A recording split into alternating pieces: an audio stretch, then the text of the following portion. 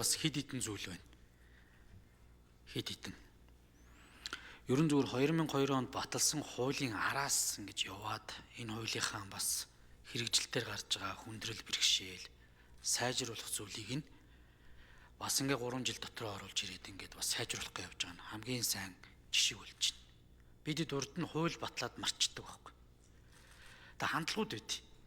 Гэхдээ энэ хуулийг түрүү жил баталсан учраас энэ жил хурж болохгүй гэдэг ингээ хурж чадаад алдаа гарсан бол дорн засах хэрэгтэй.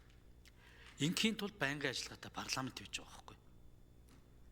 Тэгээ энэ хандлагыг одоо бид нар бас одоо анхаарч, эвдэж, өөрчилж магадгүй өчтөр баталсан хууль байж болно.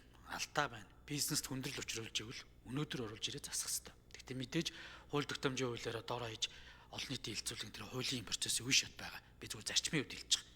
Тэр мартаж болохгүй л гэсэн үг. Тэгэхээр энэний араас бас ингээд хэрэгжилт дээр нь ажиллаж исэн хүмүүс алдаа эндэгтлээ хараад хууль санаачтад орж ирж байгаа нь туйлын бас сайшаалтай буюу хууль тогтоомжийн хууль дээр бас гарч байгаа том жишг шүү гэдэг зүйлийг би бас энд тэмдэглэж хэлмээр байна. За гэхдээ бас дотор нь орж байгаа зүйлүүд дээр бас нэг болгоомжилж байгаа зүйлүүд байна. Уг нь Монгол Улсын үндсэн хууль зааснаар зөвхөн иргэд аж ахуйн нэгж байгууллагад тусгай зөвшөөрөлтөө эсвэл энгийн зөвшөөрөлтөөр бусад үйл ажиллагааг эрхлэх, чөлөөтэй эрхлэх боломжтой.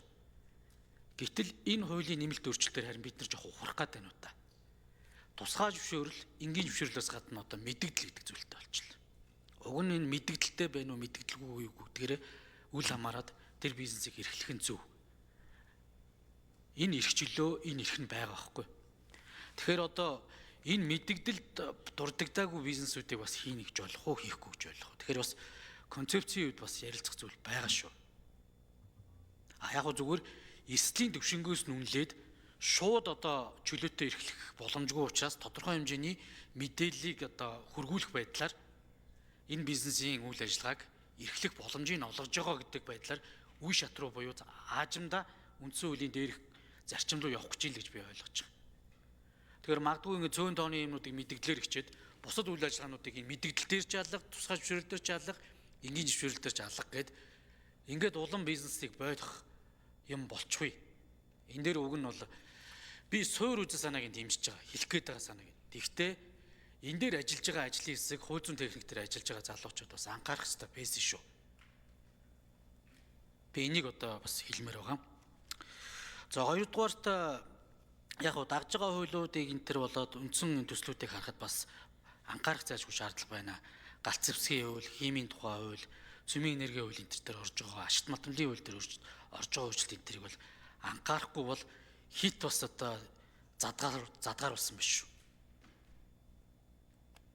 Бас эн чин тодорхой төвшөнд хяналттай байж явах эргээд энэ хуулийн одоо асуудлууд нь бас нарийн бас үзэхгүй бол болохгүй. Тэгэхээр ерөн засгийн газрын яамдуудаас энэ дээр зөвшөөрж байгаа юу? Ялангуяа тэр эрчим хүч, цөмийн энерги энэ төр дээр ашигт малтам, луулуурхай яам энэ төр зөвшөөрж байгаа юм. Энийг нэг анхаараач гэж үзэж байгаа. За хоёрдугаарт яг зүгээр энэ хуулийн бас нэг дутагдaltaй тал байт юм аа. Зөвшөөрлүүд хаана очдгоо гэхээр сайдын ширээнлөө зөвшөөрөл орохоос өмнө доор нь гаргадаг нэг санал дүгнэлт гаргадаг нэг айхтар институтууд бий. Хамтын шийдвэр гаргадаг. Төрийн дарга нарын одоо цугладаг. Тэгээд тэр нь хуралдаж өгдөг зөвшөөрлүүд гардггүй тохиолдолч бий. Тэгэхээр энэ хамтын шийдвэр гаргадаг процессууд энэ дээр бас жоохон харагдахгүй байдаг. Баг дарга 1 минутаа авчиж идэх. Тэгээ би нэг юмсан. За сайн зураг гүшүүнд 1 минут. За баярлалаа. Тэгээд бас нэг үсэн хариултаа авчи. Тэгээд ерөн зүгээр сая учрал дарга бас үзэл баримтлалыг танилцуулахад хэлж ийн лээ. Засгийн газар 1500 орчим зөвшөөрөл, за 1000 орчимч зөвшөөрлийг ингээд 330 руу буулгаад ирсэн боловч 600-аад мэдэгдэл бүртгэл энэ төр байна гэдэг. Тэгэхдээ энэ зөвшөөрөлтэй адилтгах нэршлийн үйлдэл хамааран ингэж үүсгэж байгаа нь эрүүгийн хуулийн 22-ийн 1 заасан хийх ёсгүй зүйлээ хийж байгаа. Энэ эрх мэдэл албан тушаалаа уруулж байгаа үйлдэл байхгүй. Ийм нөхдүүдийг төрийн албанаас зайлуулах юм болцоо байхгүй нь. Нэг талдаа бас 22-ийн 1 бас эрүүгийн хууль чангатчихад байгаа юм. Тэгэхээр магадгүй энгийн болоод зөвшөөрлийг өгөхгүй байгаа энэ асуудал дээр уг нь бол эрүүгийн хуулийнхээс илүүтэй шууд төрийн албанаас халддаг баймаар ганцхан санкцтай баймаар. Эрүүжүүлчихээр аль тал нь хилж өгдөг. Ингээ гэмтэргүүд нуугддаг. Төрийн зүйлүүд ингэж байгаад. Хоёрдугаарт энэ яамдуудаас энэ зөвшөөрөл өгдөг юмнуудыг аль болох болмоор байна. Манай хууль зүйн яам бүр зөвшөөрлийн яам болсон шүү дээ. За гавь гүшүүн хариулъя.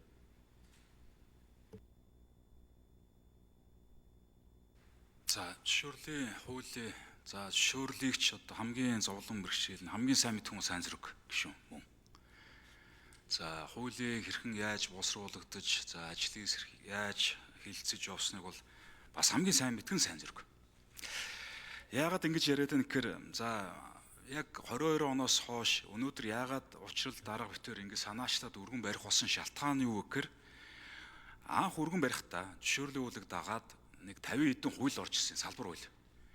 Тэгээд яагаад хууль батлагснаас хойш түрүү номин чимэг гişүнж асуугаад хэрэгжилтээр нь ямар асуудал гарсан бэ? Бусад нөгөө зөвшөөрлийн харилцаа зохицуулсан нийт 160 гаруй хууль байгаа юм. Тэгээ нөгөөдүүлийн дагуулж өргөн бариагүйс болоод зөвшөөрлийн хууль дээр ингээд зөвшөөрлөөс хасцсан байтал салбар хууль дээр зөвшөөрлийн хിവэрээ одоо тэр нь өргөн баригдаагүй хуулиуд дээр хിവэрээ явуулсан асуудлууд байгаа. Хамгийн их зовлонтой нь байсан одоо жишээ бол арга сайнаар юм санаж байгаа бах. Витамины хууль гэдэг. Бид нар ингээд зөвшөөрөл энэ витамин дээр зөвшөөр шаардлагагүй гэдэг хас салбар хууль дээр нь зөвшөөрөл байна гэдээ оролцсон. Тэгээ гайлар оруулж ихээр хурааж авдаг. Нөгөө аж ахуй нэгжийн зөвшөөрөл нэгдэг. Энэ байдал тэр 160 гаруй хуульдтай бүгдээр байсан. Тэгээ анх энэ зөвшөөрлийг бол өргөн барихтаа нэг 50 гаруй хууль дагалдуулж өргөн барьсан байд. Тэгээ өнөөдөр энэ өргөн барихтаа одоо жишээл 80 хэдэн хууль өргөн барьсан байгаа. Тэгээ энийг яагаад өргөн барихгүй байсан шалтгаан юу гэхээр зөвшөөрөл гэдэг маань одоо тэр олгож байгаа гарын үсэг зурж байгаа хүний хувьд бол ерөөсөө яг харт амгшил болчиход байгаа байхгүй. Тэргээр их мэдлээ баталгаажуулж идэг. Дунд шатных нь тэргээр авилгалаа авч идэг. За дарга нарын тэнцээ аль нэг аж ахуй нэгж компаниудын тэр давуу эрхийг нь хадгалж идэг ийм асуудал байдаг. Тийм учраас одоо яг энэ яг засгийн газар дээрээ нэлээд одоо манлаал үзүүлж ийж энэ хууль тэр салбар хуулиудын гэж давхар ингээ хамаатад өнөөдөр өргөн барьсан асуудал байгаад байгаа.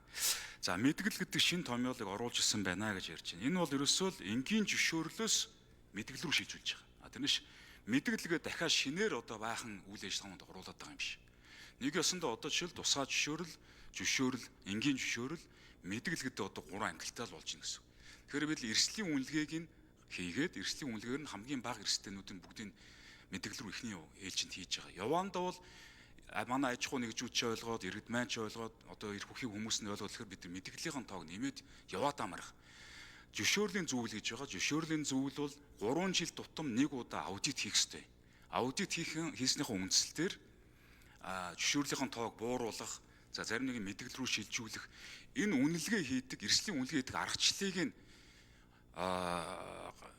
хийгээ засгийн газар дээр журмаар тэрийг нь батлаад одоо эрсдлийн үнэлгээний одоо юутай болцсон. Одоо шаблон гэх юм уу те үнэлгээ хийдэг аргачлалтай болцсон байна. Тэгэхээр тийм учраас засгийн газрын хажууд байгуулагдсан баг ерөнхий сайдын дэргэд байгуулагдсан.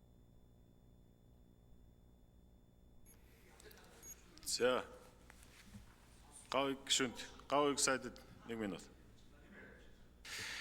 За тэгээд тэр эрсдлийн үнэлгээ хийдэг аргачлалтай болсноор бид нар 3 жил тутам айл нэг үйл ажиллагаануудыг мэдгэл болох юм уу эсвэл одоо зөвшөөрлөөс бүр ингээ хасах ийм боломжууд бүрдээ явах юм. Гэтэл нөгөө асуудал юу гэхээр нөгөө салбар хуулиудын заавалжгүй давхар хүнддэг нэг юм асуудал үүснэ. За тэр эрүүгийн хуулийн 22-ын 1 бол яалчгүй чухал. Энэ бол одоо яг сайнаатай би санал нийлж байна. Энд дэр чинь үйл хөдлөл ерөөсөл гаргах юм бол нөгөө асуудал үүсчихэд байдаг болохоор ерөөсөө тэр дунд шатны албаагч нь ерөөс хөдлөх дурггүй. Тэгээд хөдлөхгүй болохоор чинь асуудлууд нь шийдэхгүй яваад байдаг асуудал үргэлжлэн хэврээл баг. За баярлалаа. За сайн зэрэг гүшүүн 1 минут. За би тэгээд санаагаа нэг давтчихъя. Тэгээд альва хуулийг баталсны дараах 5 жил хамгийн чухал байдаг. Энэ дээр алдаа оноогоо авал тэр хуулийг дараа нь огцон шинээр бүтэн шинжилээд байх шаардлагагүй болдё. Тэгээ энэ асуудлыг хамгийн одоо шинжлэх ухаанчаар харсан манай Тэмүүжин сайд өөдөөс хараа сууж ийн л да. Хууль тогтоомжийн хуулийг.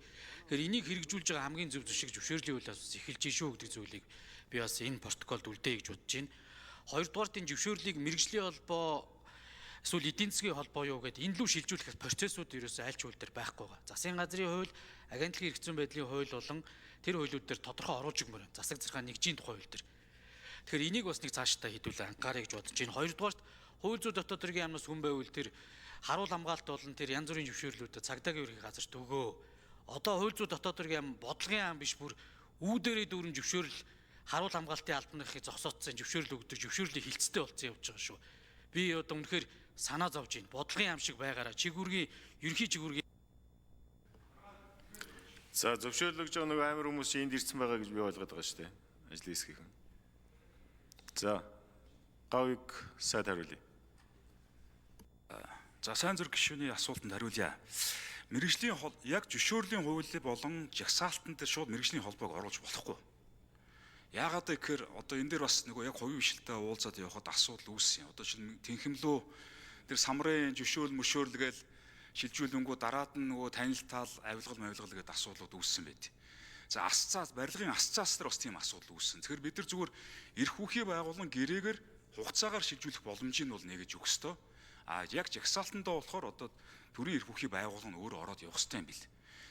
Төрийн эрх үүхий байгууллага нь угаасаа 4 жил болгон солигддог болохоор бас нэг хуулийн дээр нь хууль үйлчилдэг юм бас байгаад идэм л шүү. Энэ дээр бас нэг сайнаа бас нэг анхаарчмаар юм билээ. За тэр харуул хамгаалттай холбоотой зөвшөөрлийг бол цагдаа руу олох гээд ингээд асуудлууд явсан. Тэгвэл хууль зүйн яам эсрэг байр суурьтай, цагдаа нар нэг эсрэг байр суурьтай асуудал юун дээр үүссэн бэ гэхээр цагдаагийн байгууллагаас зөвшөөрөл авсан тэр харуул хамгаалтын байгууллага сүүлдээ гүйцэтгэх ажиллагаа явуулаад. За. Ишиг Тэмбэрлийн Тэмүүжин гишүүн.